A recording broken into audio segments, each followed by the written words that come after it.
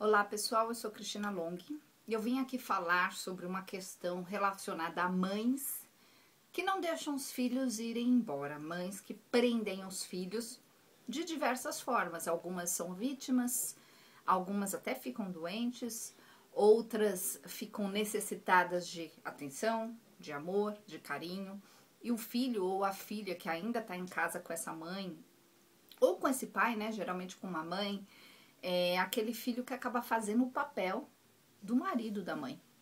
Então, o ponto aqui, e eu quero refletir sobre isso com vocês, é o seguinte: se você é uma mãe que percebe que você tem um filho que está solteiro, que está ainda na sua casa, para refletir se você não está segurando ele.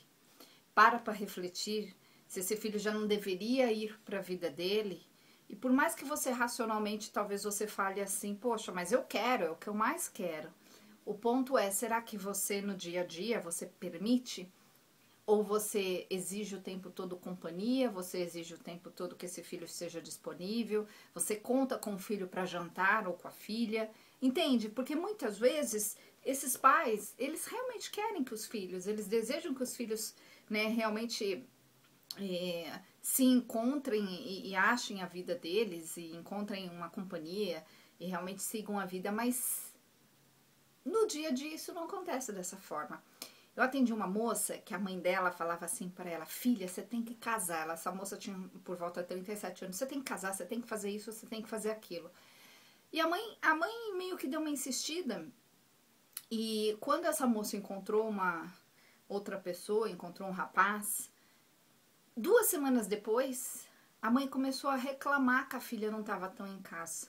Ela meio que jogou umas indiretas assim para a filha que estava faltando coisa para comprar, que ela tinha que arrumar tempo, ou seja, de uma forma bem consciente, essa mãe estava dando uma mensagem do tipo: olha, fica comigo, não vai embora com a pessoa. Então isso é muito comum. Eu atendi um outro caso também de uma moça já bem mais velha, que o pai faleceu e a mãe, né, viúva, ficou sozinha, e essa moça, por não ser casada, ainda estava em casa. E literalmente a mãe espera ela todos os dias, né, para jantar. Se a filha atrasa 5 minutos, essa mãe liga para a filha. Então é uma simbiose ali que acontece estranha, né? E essa mãe, no fundo, se você perguntar para ela racionalmente, né, chegar e perguntar para ela, falar assim: você gostaria que a sua filha, né, encontrasse alguém, fosse embora? Ela vai falar: claro que sim. Mas o comportamento é totalmente incoerente, né? O comportamento prende a filha. E se você é o filho e você tá falando aí para você agora mesmo, tá pensando: poxa, mas a minha mãe faz isso comigo. Então eu te digo uma coisa: a sua mãe não vai entender. O dia que você for para sua vida, sim, talvez a sua mãe, é bem provável que ela reclame, que ela se lamente, que ela se vitimize. Mas a gente precisa entender uma coisa muito interessante e importante. A sua mãe, ela vai agir de acordo com o que ela consegue conceber como realidade. E se ela tá numa situação onde ela não foi para a própria vida, ela tá frustrada, ela virou uma dona de casa, ou ela realmente não ficou independente para ir para a própria vida, então ela se acostumou com você. Então é natural que quando você começar a ir para sua vida, essa mãe, ela vá, né, falar comentários, vai fazer coisas que contradizem aquilo que ela deseja, né, que são incoerentes. E você tem que desistir de querer que ela aceite. Você tem que desistir de querer que ela entenda e que ela te incentive.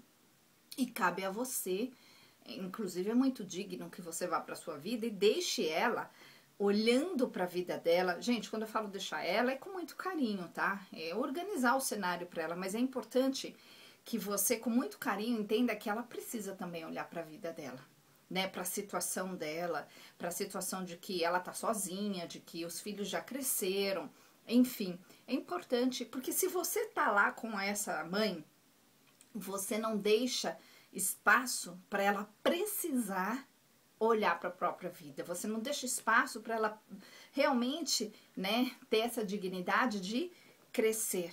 Porque é nas situações que pegam, né, que uma pessoa realmente ela passa a entender quando falta algo, quando algo tem uma dificuldade ali pelo caminho, né? Eu quando, por exemplo, eu me divorciei, eu me vi fazendo coisas que antes o meu ex-marido fazia, coisas simples, né, gente? Desde fazer um imposto de renda até montar um móvel,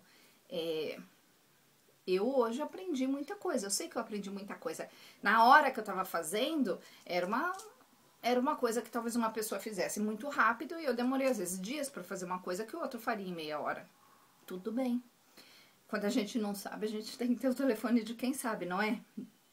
O ponto aí é que você precisa entender que é um aprendizado importante. Fazer sua mãe passar por aquilo que ela precisa passar, ela olhar, né, para a vida dela, olhar para o cenário da vida dela, é importante.